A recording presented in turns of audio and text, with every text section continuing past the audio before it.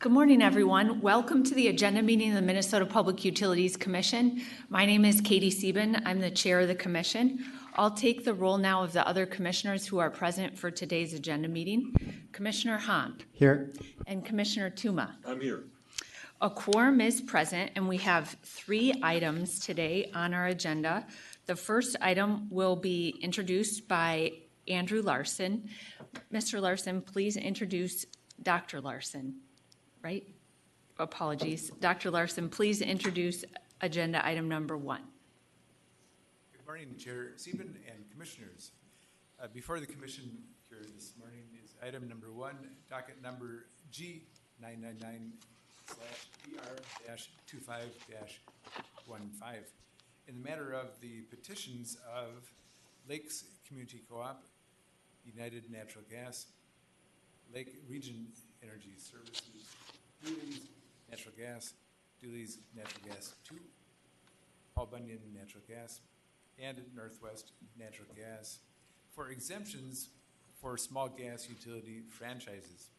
The question before the Commission is, should the Commission approve the annual compliance filings for these 7 small gas utilities?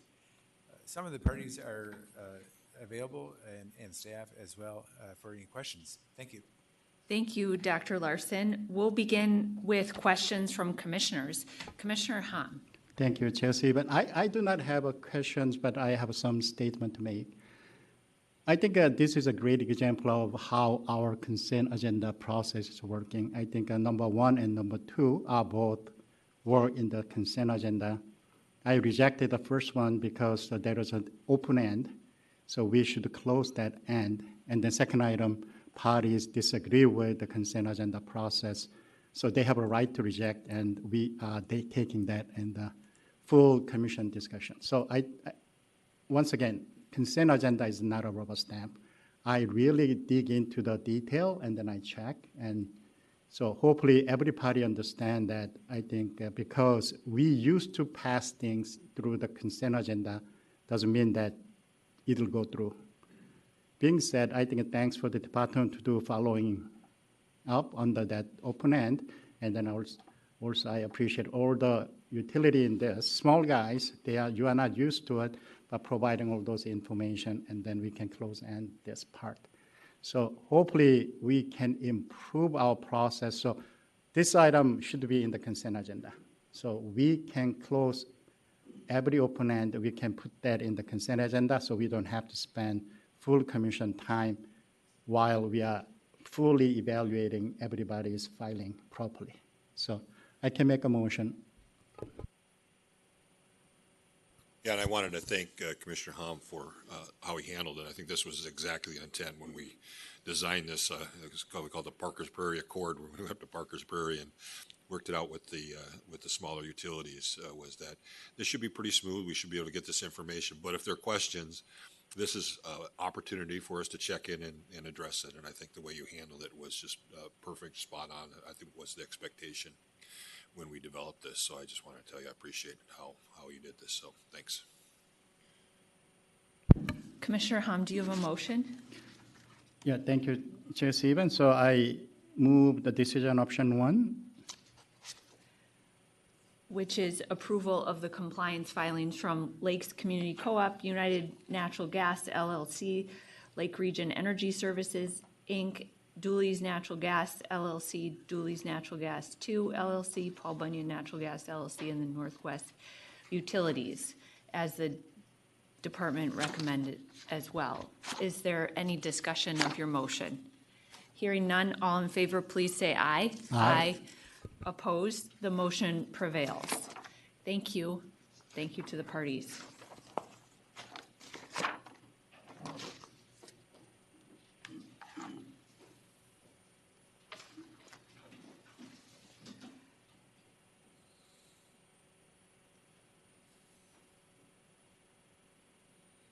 Mr. Eck, when you're ready, please introduce item number 2. Good morning, Chair Sieben, Commissioners. Item number 2 is docket E002, ET2, ET6675/CN-25-117.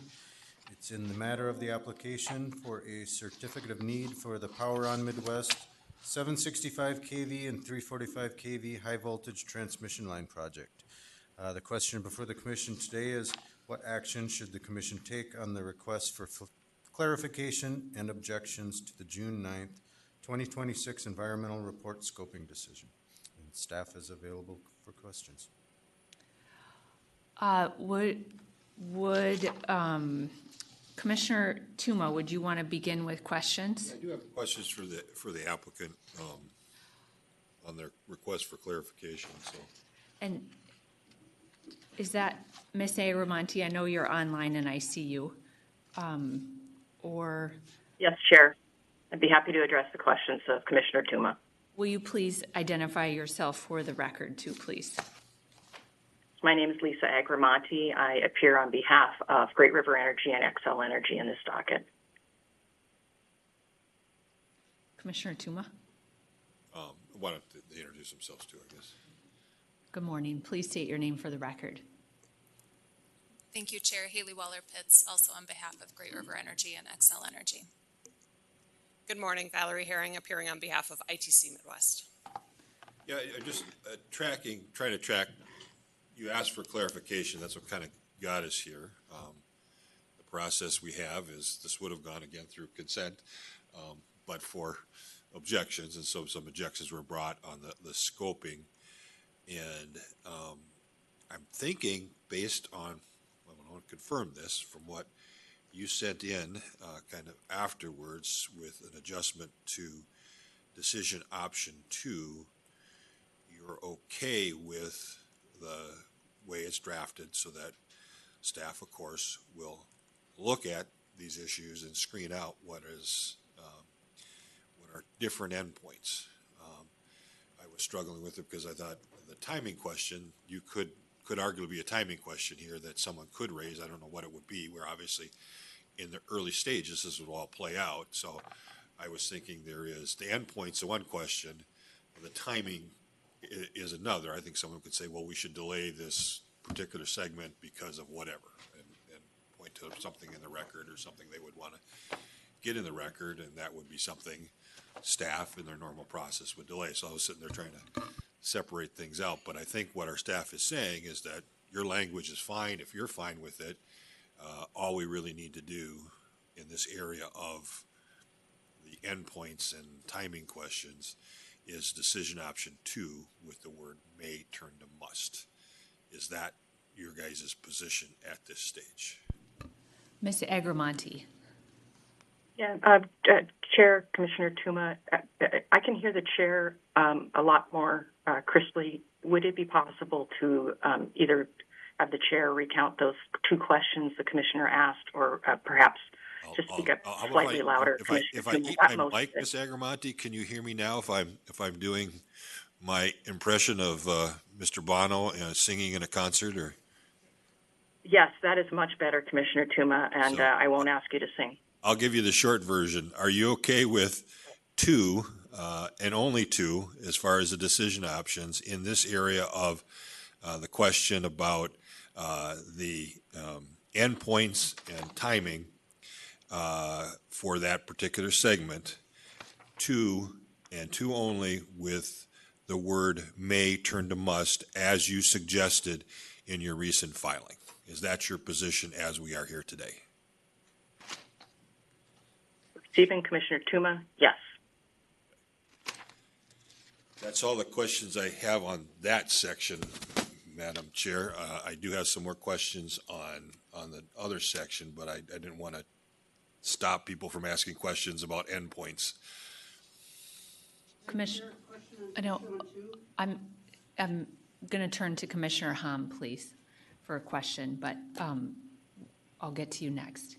Thank you, Chair Stephen. For the applicants, who is segmenting in the LRTP process as a MISO? Is it you guys or the MISO engineers? They are segmenting this section of the whole portfolio. Ms. Waller-Pitts. Thank you, Chair Sieben, Commissioner Hom. We're going to have Mr. Ellis from Great River Energy come up and talk about the answer to that question. Looks like you're making a big sacrifice to be here today. Getting a little too wild, a little too much ice skiing or something over the 4th of July? Or what? Close. Mountain biking. Okay. That's even worse. Mr. Ellis, welcome. Please state your name for the record. Thank you. Good morning, Chair Sieben, Commissioners. My name is Matt Ellis. I'm Director of Transmission Planning at Great River Energy on behalf of the applicants. To Commissioner Hom, to your question, I believe you're asking who segments the projects? LRTP Tranche 2.1 has a 24 segment. It's a one single portfolio, but they are segmenting it with the 24 pieces. Who is making that decision? It would be MISO, so you're correct. So the long-range transmission plan, Tranche 2.1 portfolio, 24 projects, as MISO would call them, and MISO is the one that designates each of those 24 projects. Okay. And then focus on Minnesota. Minnesota has a state law, right of first refusal. After a federal entity removed the federal roper and state institute the state roper, how MISO is using this segmentation endpoint to decide who will exercise roper, or you guys are filing at the commission saying that you are exercising your roper? Chair Sieben, Commissioner Hom, so it's based off of the ownership of those endpoints or of those substations. And so MISO will designate the substations as part of their project definitions. The applicable owners of those substations then will tell MISO that we own these substations and therefore we are developing these lines. So when we are changing that endpoint or definition of endpoint, it can mess up the whole process. That is correct. Okay, thank you.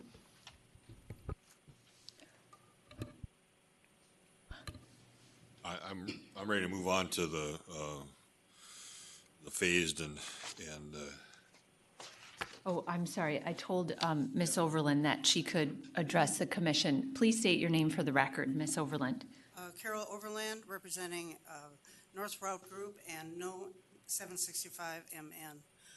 My issue here with number 2, I'm noticing the language are infeasible, are unsupported by sufficient information, or would not meet the stated need for the project. Well, at this stage of this proceeding, this is a certificate of need proceeding where need has to be proven up. It has not yet. And what this does is this, first, it requires information that will be provided during the contested case. We don't have it now. There's no doubt about that. And unsupported by sufficient information, what does that mean at this stage? We have not had the opportunity to provide support, and we need the contested case. And then would not meet the stated need for the project. Again, that presumes need. The whole point of a certificate of need is proving up that need, and they have the burden of proof. And saying the stated need, that's accepting what they're saying, but that's not been proven. And that's the issue. Ms. Overland, you've been through this enough. You will have an opportunity to make those arguments in front of the ALJ. They have the burden of proof. They have to carry it. All of those things, we have to start someplace, okay? We can't just start out of the ether, okay? And our staff is putting together our environmental review, okay? That's what they do. They've done this thousands of times. Mr. Eck has been doing this for a number of years. This is not shocking. He puts the document together. They have to have the burden of proof to show there's a need. You have a chance to review that document and say it's not sufficient in front of the ALJ. This is so preliminary right now. We're just establishing we're going to go ahead and do an environmental review under the law, according to the law. And you'll get all your opportunities in front of Judge Meyer, who's one of the better ALJs in there, to make that argument. So I appreciate, getting up here and spinning things around, but it will be taken care of. You'll get your opportunity, okay? Actually, no, because what this does is this eliminates. It doesn't eliminate. It does not eliminate anything. May I finish my comment, please? Well, I'm telling you, it doesn't eliminate anything. This is the normal process. This is the way our process has worked every single time and been it in court. Okay? That does not mean that this does not eliminate alternatives, and it does not mean that it says unsupported by sufficient information. It says or would not meet the stated need. And that, so we don't have an opportunity to get this information into You the don't get an environmental opportunity report, to but bring in for things. this. You don't get opportunities to bring in information that's unrelated to what we're doing. These are the normal guardrails we've put around so our staff is not talking about what the cost of canola is in North Dakota, And okay? we're not talking about canola in North Dakota, we're talking about alternatives that will be And he addressed gets, in the environmental and the staff will review. make that assessment, and if you disagree with it, you'll have all the opportunity in the world in front of Judge Meyer to make those arguments. We're not making those decisions today. In number 2, you We are. are not. You are. Number 2, the words are there. We are not. Okay, let's keep moving on. Commissioner Tuma, you had another question about what, or another question for applicants about which number? You know, Madam Chair, to the applicant, I'm at this stage inclined to go with 6 and 8. This is again, normal process, apparently normal process that has been supported by the courts for many years. Maybe not good enough for some people, but this is our normal process, okay? Mr. Eck is going to put together a review, okay? This is the backbone. Mr. Hom was just talking about this is a new backbone. So if it's a backbone, it's obviously connected to things. And so there are going to be possible arguments for connected actions, okay? And Mr. Eck is going to get that information. We expect that you're going to provide information on what potential connected actions are and have conversations with them. We'll need your help. It's his job to put this together for us, but there will certainly be discussions about particular connected actions that's going to show up in the EA. And so I think the way we have 6 and 8 put together, it sets out the appropriate guardrails. Any concerns with 6 and 8 at this stage? Ms. Waller-Pitt. Thank you, Chair Stephen, Commissioner Tuma. No, Commissioner Tuma, the applicants agree that decision options 6 and 8 are appropriate and are certainly here and able to coordinate with commission staff to the extent that additional information is needed for the environmental report. And then I give the person who made the request a chance to respond. So, Ms. Overland. No objections to 6 and 8 as they are. I have not heard a discussion about number 4. why would we need number 4? They're agreeing to do. I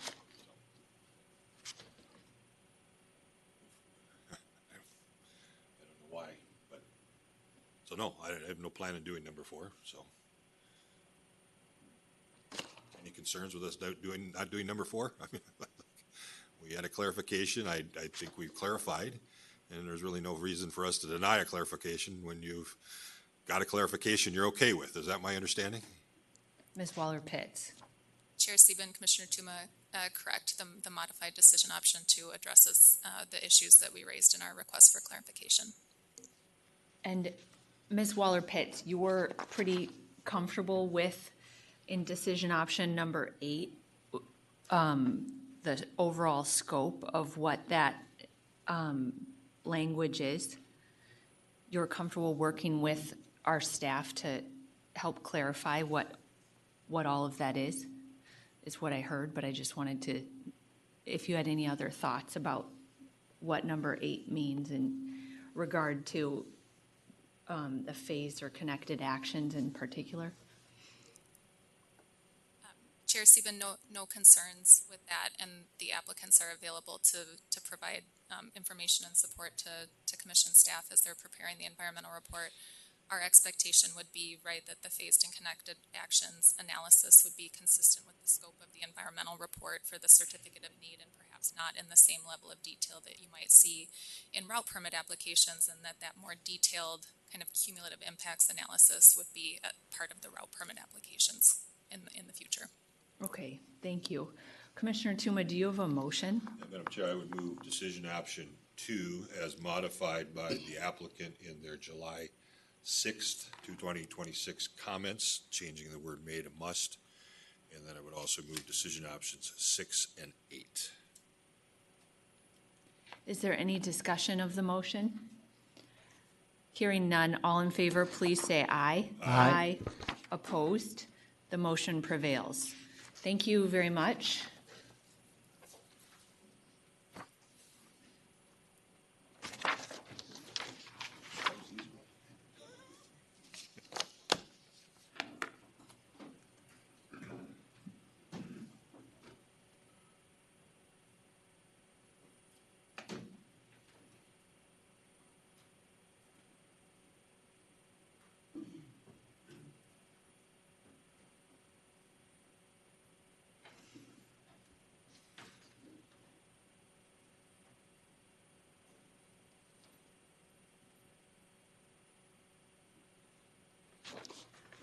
Our third agenda item was analyzed by Caesar Panay and Jessica Livingston. Caesar, when you're ready, will you please introduce our last agenda item? Yes, good morning, Chair Sieben, Commissioners. Item 3 on today's agenda is a single project, 2 dockets, IP 7159/ESS-25-205 and docket number IP 7159/GS-25-206, and it's in the matter of the application of Lake Charlotte Solar LLC and Lake Charlotte Storage LLC. There is a joint application for the Lake Charlotte 150 megawatt solar facility and a 150 megawatt / 600 megawatt hour Lake Charlotte battery energy storage system located in Rutland Township in Martin County, Minnesota. There are 4 questions before you today. Should the Commission adopt the administrative law judge's findings of fact, conclusions of law, and recommendations? Should the Commission find that the environmental assessment and the record created at the public hearing adequately addresses the issues identified in the scoping decision? Should the Commission issue a site permit for the up to 150 megawatt Lake Charlotte solar project? And lastly, should the Commission issue a site permit for the up to 150 megawatt battery energy storage system associated with Lake Charlotte solar project? Parties are present in the room, and we have 2 representatives online. No additional comments, but I'm available for questions. Thank you. Thank you very much. Okay, we'll begin with discussion on the overall project. If Geronimo could come forward.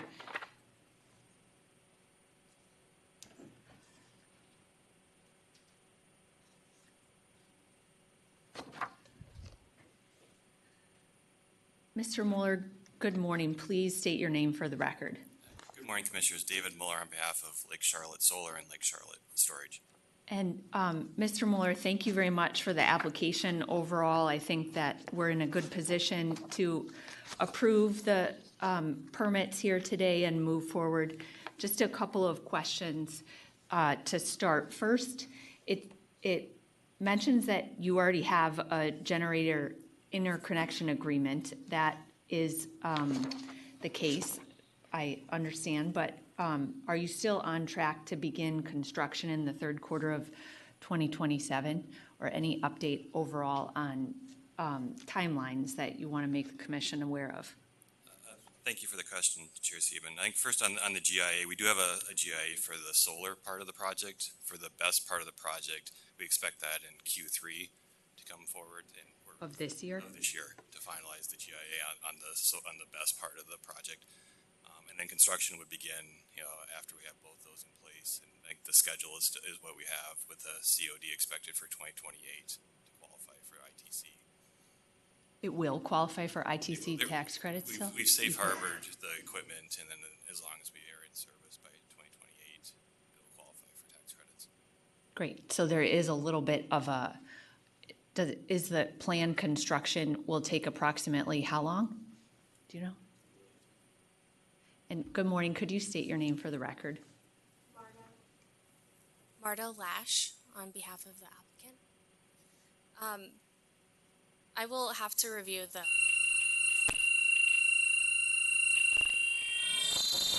It will take less than a year, it looks like, if you're starting next year and then hope to be in service by, I guess that would be a little longer, by the fourth quarter of 2028. So just over a year, it looks like. I think 18 months would be an accurate timeline for construction. Great. And for Mr. Mueller or for you, overall in the record too, you talked about, or the applicants discussed the overall economic impact on the local community and in Martin County. And I think that that is something worth just elevating a little bit. So if there's any more discussion you have, Mr. Moeller, on how the local communities have been supportive of overall permitting of the project, the economic benefits it will bring to the county and the surrounding communities, that would be helpful to hear.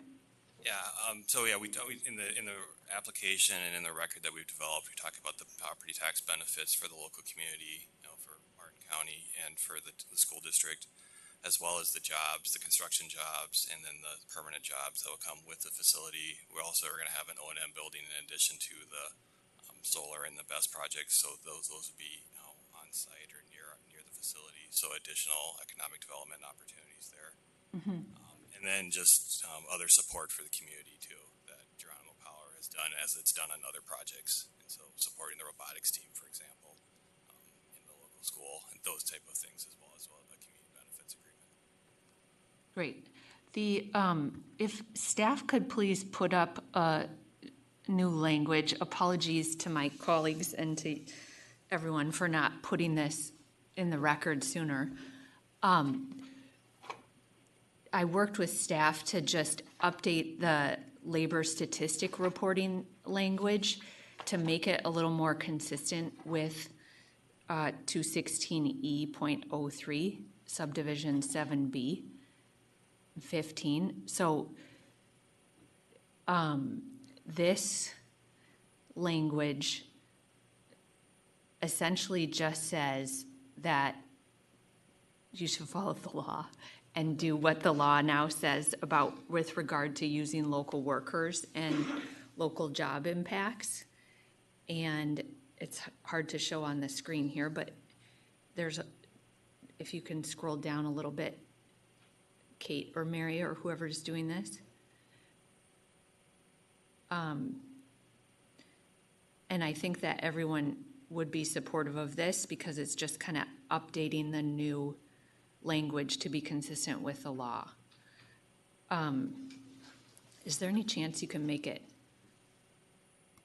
bigger so we can see the whole thing?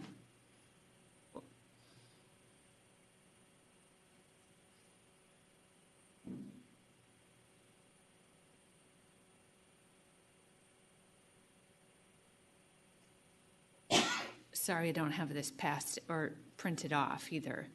But Mr. Moeller, any concerns about this language?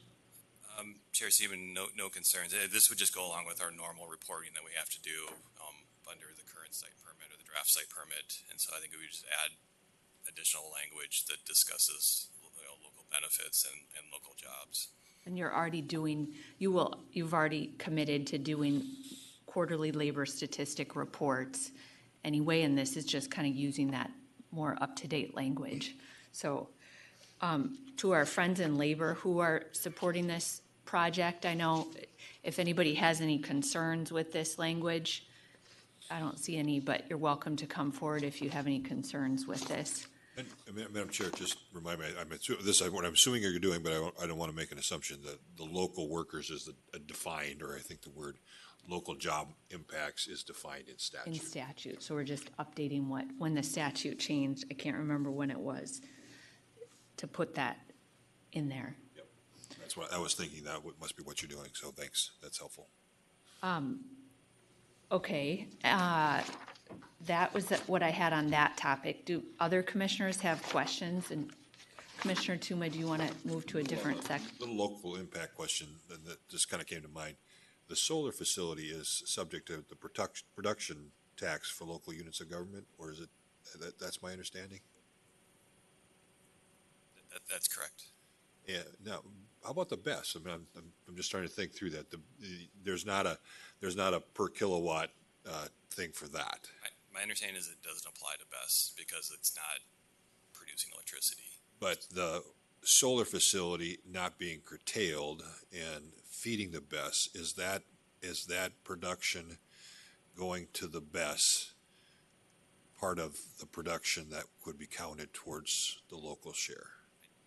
I don't believe so, Commissioner Tuma. I think it'd probably depend if there's something in the different applicable contracts or PPAs, but I think it would be separate because they're separate projects and they're separate site permits. And so, and electrically, it's not behind the meter or it's not tied that way. The BESS is not behind the meter. So if the solar is producing a megawatt that goes out onto the system, it is going to be production for the local unit of government. And then it's stored in the BESS, and then the BESS does not pay it as it goes out the second time. So they're not double paying, but they will be paying for something that would go out in the system and may be captured by the BESS before it flows away from that area, is my understanding. That'd be my understanding as well. Then are you marketing this? You indicated that you're looking for PPAs or a design build build to own type scenario. Are you marketing them together to utilities, or you're marketing them separate, or both? I think we're always open to different opportunities.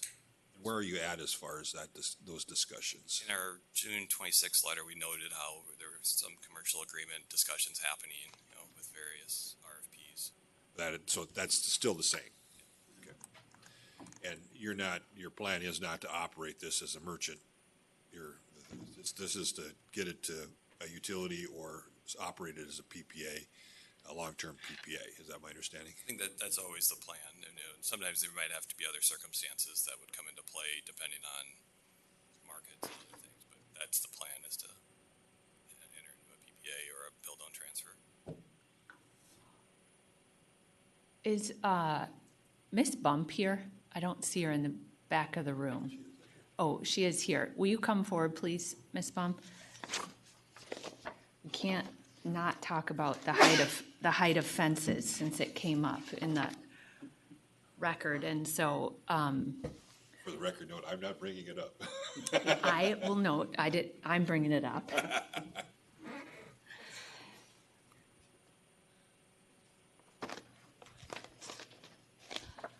Miss Bump, welcome. When you're ready, will you please state your name for the record? Chair, Commission, good afternoon or good morning. Samantha Bump on behalf of the Minnesota Department of Natural Resources. In reviewing the record and the later filings by the applicant, it seemed to me, my read of it was that the DNR is still recommending a 10-foot fence, but you're willing to continue to collaborate with the applicant. And so what does that mean what is your ultimate recommendation to the commission on the height of the fence that you would like us to adopt today? Thank you for the question, Chair.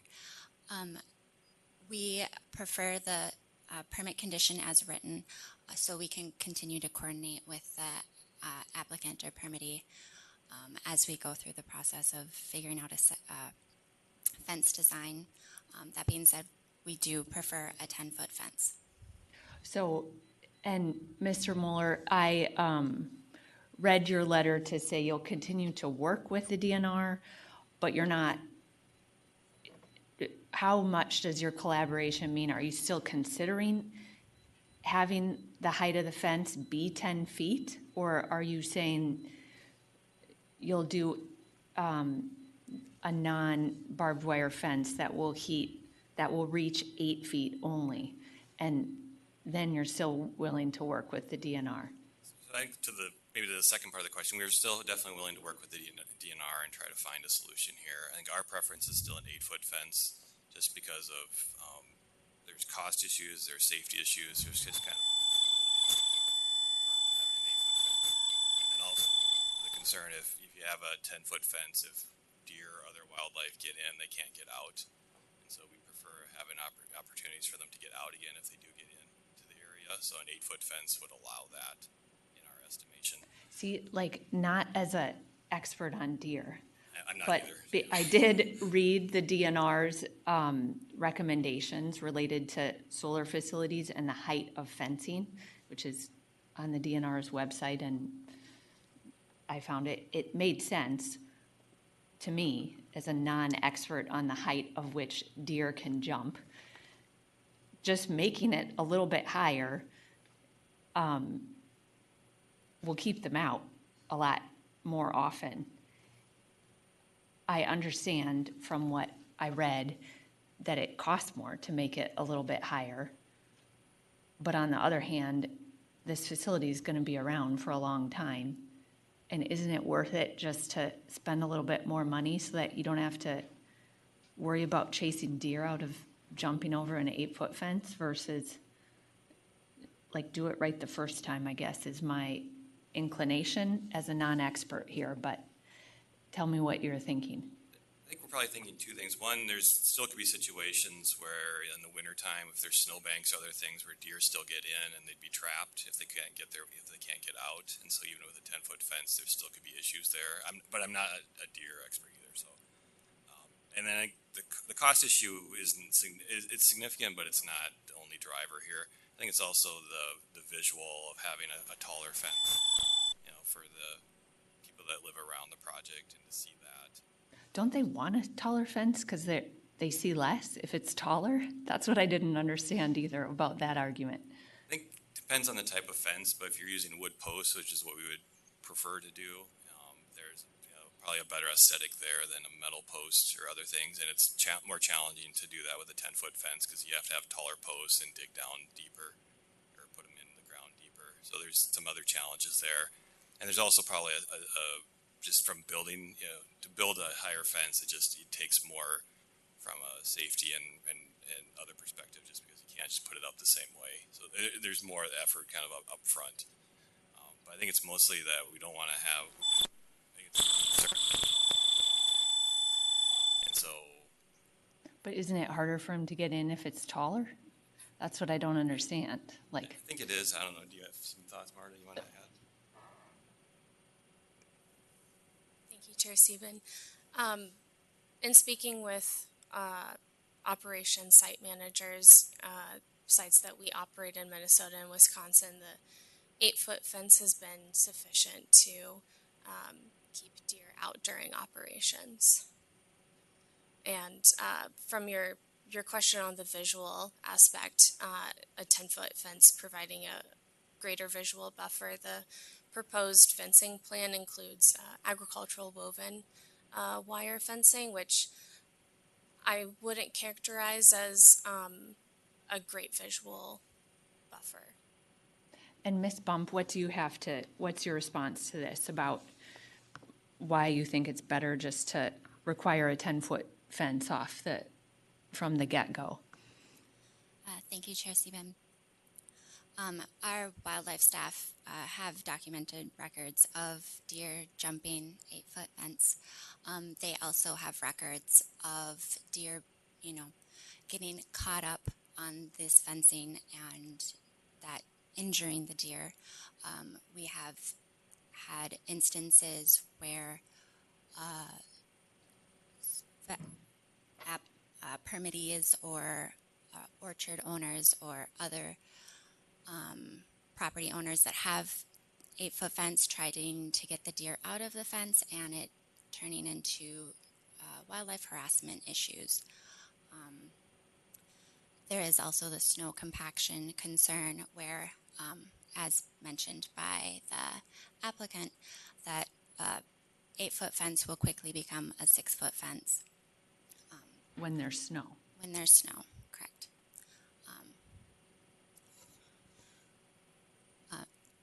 And if the applicants get a 10-foot fence and a deer does happen to make it over, we plan on working with the applicant to provide a take permit.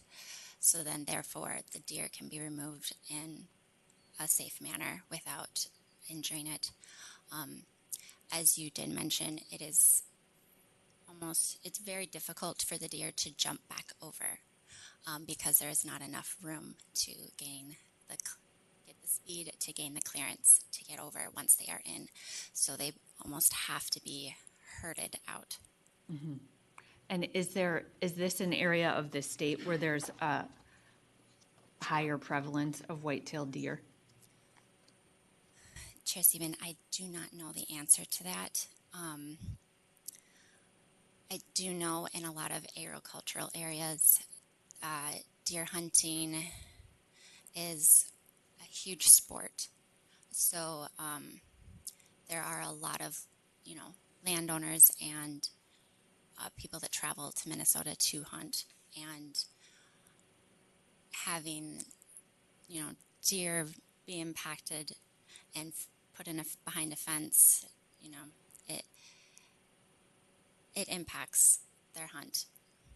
You can't hunt in a solar facility, though, No. just to be clear. Like, if the I deer know. make it in, they're actually kind of safe for a little while then, right? Yeah. But, okay, and Commissioner Tuma, I know you're ready to get in here. Well, yeah, and that's the point. I mean, I don't know why we're so concerned about the deer getting in, okay? Again, we've had this in other permits where we said, let them in. As far as I'm concerned, I wouldn't have a fence, okay? But the electric code requires a fence, and we're balancing between the electric code, the visual impact for citizens who live around those facilities. They don't necessarily like the higher fence. Most people are like a lower fence, or and I think the fencing design that you have is what most people are usually comfortable with because it looks agricultural, as opposed to the chain link fence with the razor wire on it, which is what the code requires. I think 7 foot with razor wire, something like that. But you can get an exception for it with this more agricultural looking fence. And 8 foot is what the code requires, and that's what most people who live around it would probably prefer. That's at least what we hear. And we've done it where let the deer in. As far as I'm concerned, if the deer get in there, there don't need to take permit. You just need to have an agreement or with the applicant of how they're going to be removed. In other states, they actually have removal ramps. They build a ramp, the deer can run up and jump over, and you give them a permanent inside snowbank that they can walk up and jump over. That's what some other states do. It's common that's what's been done. And so for some reason, our DNR is locked in on this 10-foot fence because of what orchards have done. And orchard owners have not been very kind to deer. Okay, they take them out of season. They don't like them at all. We had one in Rice County where they were prosecuted for killing deer because they would get in over the 8-foot fence and they would get mad. Why? Because they would eat their apples. And so I get why the DNR is concerned about this, what created this 10-foot fence thing, but we don't care. Okay. Now, if there were goats, you would have a problem with them, but deer are not a problem. Deer get in there and they eat that beautiful pollinator-friendly vegetation that we require them to plant. That's okay. I like that. That's cool. So will the turkeys get in there. So will the squirrels get in there. And the coons are going to get in there no matter what. There's nothing you can do to stop them. I don't know why we're discriminating against the deers getting into these areas. We just need to know you have a plan to get them out without hurting the deer, without having to contain the deer, that you have an escape route for them. That's all what we've done in every other permit we've done. Develop an escape plan, and we'll work with it. Are deer going to get hung up on some fences on occasion? Maybe. Okay. I almost hit one last night, so I'm not a big fan of deer. As I was driving home in the dark of night at midnight down Highway 19, seeing a deer cross by the apple orchard, and I almost ran into it. So I'm not a big fan of them today, so I have to expose my bias today. Okay. But that's deer. I mean, human interaction with deer is going to be sometimes a negative for the deer, but they've been doing pretty good. Okay, so I don't know why we would want to build an uglier fence. That's where my brain has gone on this on every time. Let's just let them in. Yeah, I think Ms. Bump, the DNR has said, like, design fencing that's friendly to wildlife, including deer. Your recommendation, or your agency's recommendation, is to make it 10 feet because it's better for the deer. Commissioner Tuma doesn't agree with that. I always lose this fight with him because I give in, because it's not, I don't know, but I just think it's important that you and the DNR clearly articulate why you're recommending a 10-foot fence. And to Commissioner Tuma's, to put you more in the middle of this dispute we have, are there ramps that are required if the fence is only 8 feet, because that's all you can get out of the applicants to agree to. Is there a ramp as described by Commissioner Tuma in other states? I thought the record said the DNR won't assist with getting the deer out. And so what happens to the deer that jump into the facility over an 8-foot fence and don't have enough clearance to get out? Thank you, Chair Sieben, Commissioner Tuma. You're correct. A ramp option is available. However, we have not had a positive experience with ramps. Well, the deer have not had a positive experience with the ramps. In Minnesota? Yes. In other solar facilities? Correct. What happens? They get injured. They fall. They go up one side and then jump down? Yeah, it results in injury more often than not. Because there's not like it's not like a up-down ramp, it's just up? Well, it's And a out. up-down ramp, but wildlife does wildlife things. I guess, for lack of a better term. Nature does nature. So it has not been very successful. Usually, more often than not, the opposite when it comes to the deer getting injured. Again, we agree that it would be great if there was no fence and the deer could just wander through and eat the beautiful vegetation per the vegetation management plan. However, given code, that is not an option. We find that it's better and safer for wildlife if there's a 10-foot fence for either keeping them out and in methods of getting them out. Yeah, I mean, that's a discussion I guess they'll have. I mean, we have developed plans, most of other plans that have less than 10-foot fences, have had, not ramps, because your folks don't like ramps. It's usually an escape plan. And it's how they are going to work to get the deer out, document for you that a deer was in there and they let it out uninjured.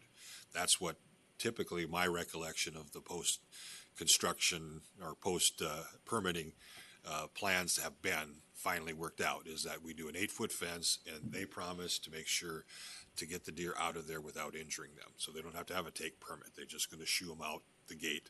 And typically it's a gate that doesn't go right out on a road, because then people like me driving by hit them. We don't want to do that. So we've had plans that we've developed before. That was the plan for the one up by Moose Lake area, you know, the big facility there. That's what the plan was that came out of that. So your folks have agreed to this. I know you want to have the positioning to continue to have that argument. I don't want to take that away from you, but I also think that 8-foot is more appropriate in these situations. 10-foot, I assume, is what they're agreeing to around the best, because that's a different facility, okay, than a solar facility. So my understanding is you should. I mean, I guess I would want you to build a 10-foot fence around the best, because that's an industrial park, okay, an industrial site. So, Is that the plan, Mr. Mueller? I see you looking skeptically at Commissioner Tuma. Chair Sieben, Commissioner Tuma, thank you. The best fencing plan indicates chain link and barbed wire, I believe. What height? A total of 7 feet. So it meets National Electric Code. It is a area that is graveled and so does not. my understanding, though, a 10-foot fence would meet the electric code without barbed wire, right? It would. And see, that should still be part of the discussion with the DNR, because I would rather not have a chain link fence with the barbed wire. I agree with Commissioner Sieben on this point.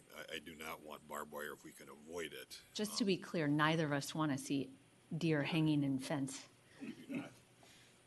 So I guess I would, continue to work with the DNR on that. I would assume the DNR would want to avoid that, even though it's not going to attract the deer, because it's just going to be a gravel area. It's sometimes nice to keep that aesthetics the same with the 10-foot fence, but again, I don't want to. Ms. Bump, what's your understanding of the best facility fencing, the height of it, and what you're recommending? Chair Sieben, Commissioner Tuma, we have less stringent feelings when it comes to the best facility, as you've mentioned, because there's less likely for the deer to get in or be drawn in. I'll let you guys work that out, but And I like the 10-foot fence, but that's just me. I'm one of 5. You're kind of hard to work with sometimes. You know, I have a wife that agrees with you on that. It's 10 foot here and 8 foot with a ramp in other areas, and we all, yeah. Well, I got Christmas tree lights too, right? And Chair Siba and Commissioner Tuma, I would like to mention that part of our coordination effort is to work with the applicant or the permittee on how they plan to get the deer safely out. We have our wildlife staff join in that coordination effort. So I think that's something that is discussed. Ms. Bump, the best compromise here for today is to understand that the applicant needs to continue to coordinate with the DNR, and you as the agency should continue to hold firm to what you think would be best, and that, like, how you guys work that out then is going to be something, hopefully that doesn't come back to us, but I think to add that, Madam Chair, and this I think is important, there's also neighboring landowners. And I think the neighboring landowners, you know, when we give them, you know, schematics and sites beforehand and talk to them, what their expectations are important too. And there are residential properties that are non-participants that are near this facility. And so I want to make sure that we're taking those concerns into account too, because if there's kind of an understanding with someone who's even a participating landowner, it's going to be an 8-foot fence. I think those should be factors that are part of that discussion too. okay, noted. Anything else you wanted to add on the fence, Ms. Bump, before we move on? Otherwise, I'm inclined to just support the recommendations in the permit that, you know, you'll coordinate with the applicant moving forward. Chair Stephen, thank you. Yeah, we agree. We support the permit condition as is to continue to work with the applicant on coordination. Okay. Another question for the applicant is related to the BES. And my understanding is what you filed a little bit later, I don't remember the date, said that as the BES needs pieces, components of it replaced, you just move those in and install them as needed. And my unfamiliarity with the way BESs like this operate is, like, to me, it sounded like a repowering almost for a wind facility, where you need like a permit from the commission to do something that substantial. So can you just talk more about how replacement of components of the BES are not, it's not new construction, it's more routine and just can continue with notification to the commission, I think, as specified in the permit now?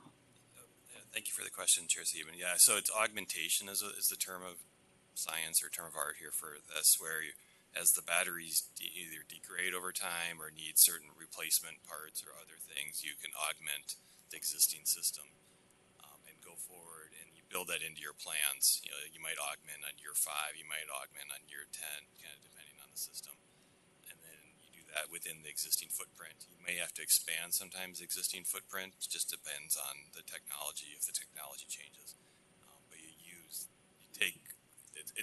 there's not additional, or there's limited additional environmental impacts is probably the best way to say it. Does it all happen at once? Like the augmentation happens either at year 5 or at year 10, in which case, you know, like to my non-engineering brain, it sounds like that is like a pretty significant event though, where, and how long is the facility shut down and how long does that process take to replace the BES? Yes, Chair Sieben, my understanding is augmentation will happen in increments, and its purpose is just to maintain our nameplate capacity of the project. And so we're not adding capacity to the project, just making up the delta, if you will, of the degradation or replacement needs of the batteries. So does it happen incrementally to one portion of the BESS, or does it all happen at once? Incrementally. And how often? So it's not like every 5 years. Is it happening, like every 6 months or every month or every 5 years? I don't have any sense of what you're saying.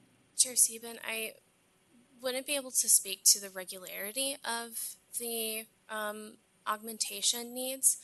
Those will be determined during operations as they monitor the performance of the batteries. So with other BESS that you operate or own in other parts of the country or in Minnesota, is it always typical that you just notify the commission when that's going to happen and then it proceeds? It's not, see what I'm saying? Why, like with a wind permit, when there's repowering, it's we still get noticed, but if you are going to change the footprint of the facility, for example, that would require more of a process for our existing permit than just telling us you're going to swap in some components. I think the idea is that you build that into the existing site permit, like this is part of the plans. Unlike a repowering where you're taking down the the blades or putting in new blades or doing other types of things on a wind repowering. Here it's just built into how the project will be maintained and as Marta said, to keep the 150 megawatts of capacity throughout the life of the project and under applicable contractual arrangements. And so we would do that, and I think we can provide notice like we do other types of notice too. But I think the standard practice so far for the commission is to build it into the permits up front. And I'm not sure there's been kind of experience post that as far as how it's applied. I'm not, if there is, I'm not aware. But. Okay, I guess we'll just work it out later if anybody has problems with it, it seems. Okay. Any other questions on the overall project here? Commissioner Hahn. Thank you, Chair Sieben. So it's about the battery. I think there is a concern raised by public in general that sometimes there's a potential risk of the fire on your battery. And you claim that you will use a chemical which is more stable and you can minimize chance for the runaway fire. So can you explain that a little bit? So what is your plan to do that? Chair Sieben and Commissioner Hom, the planned chemistry for the batteries is a lithium-ion mixture, and those have been more stable than previous battery chemistries, and will comply with a host of standards and codes to ensure safety. Yeah, I'm sure you will have that, but I think also public has a different opinion and they see something bad. So as you said, old generation of chemical was creating this bad information, and we need to update this information to the public. So I think, can you elaborate a little more of why this new chemical is better than old chemicals used to be used in battery, and we should have a less concern about this runaway battery? Chair Sieben and Commissioner Hom, I'm unable to speak to that level of detail of the increased reliability of the lithium-ion batteries. I would add one other thing. We were talking about this earlier, that there is compartmentalizing of these batteries that there wasn't before. And so if there happens to be a fire in one, it's going to be compartmentalized to that one unit and not spread to the entire system. So that's a new design that they've had in the last few years to minimize those risks. In addition to the overall technology, but just the engineering and how they've designed these has been safer, and you don't go inside. You don't have other types of controls to protect human safety. So not only the chemical, but also engineering design can help to reduce those chances. Correct, Commissioner Hom. Okay. So is it common in the industry, or you guys are special? I'm sorry, can you expand on what might be common So in the industry? it is becoming industry standard way of installing this large scale, utility scale battery, or is it specific for your company? Commissioner Hom, I would say that it is industry-wide and common. Okay, thank you. We have our conditions in there. I'm assuming they're in the permit. I guess I should have checked. A little louder, Commissioner Tuma. You're going to be working with the local fire services so they're fully aware what's there, how to put out the fire, and not to just show up and start spraying things. And they'll know what they're supposed to be doing. That's part of your plan to work with us. That's a condition we've had in the past. Yes, Chair Seaman and Commissioner Tuma, we have already begun coordinating with the local fire department along with the City of Northrop's fire department. We held a battery safety training evening with those volunteer firefighters, and so we plan to continue that coordination through the ERP and annually through operations. I believe that plan needs to be filed prior to construction, if I remember right. That's correct. And Geronimo, a final question is just on the use of labor. You fully intend to have either a project labor agreement or essentially like peace with the relevant unions and work with local labor to maximize the economic benefits of the projects to the region and to the state? That is absolutely correct, Chair Seaman, and we've already started that process going through the National Maintenance Agreement process. Okay, so when it's time to make a motion, I'll be moving the staff recommendations along with the language I put up that was up on the screen earlier. And I just want to say to the LIUNA, the IBW, the carpenters, and others who are involved in this docket that we really appreciate your support of the overall project, and at least I look forward to the project being constructed in a way that will help Minnesotans realize the benefits of having more clean energy on our grid overall, and will maximize benefits to Minnesota workers to bring the economic benefits of the project to Minnesotans. Commissioner Tuma? On that point to the applicant, I'm reading 4.51, which is the condition on the codes, and it seems pretty clear to me that you need to meet all local, state, and federal code requirements, and that's just going to be your plan to do that. Is that my understanding? That is absolutely correct, Commissioner Tuma. Before you can start construction, you're going to show that to our staff, that you have all those things in line. We don't enforce it, but we want to know that that you're doing what you're supposed to be doing. You're promising that to us. If there's an enforcement action out there, we'll have to address that when we get to the construction phase, but that's not in our jurisdiction. We can't preempt the electric code. We're just making sure before you start construction, so you're not wasting, ground or space or anybody else, you're going to meet those requirements. And that's critical for our process. We will, Commissioner Tuma. Any other discussion on the overall projects?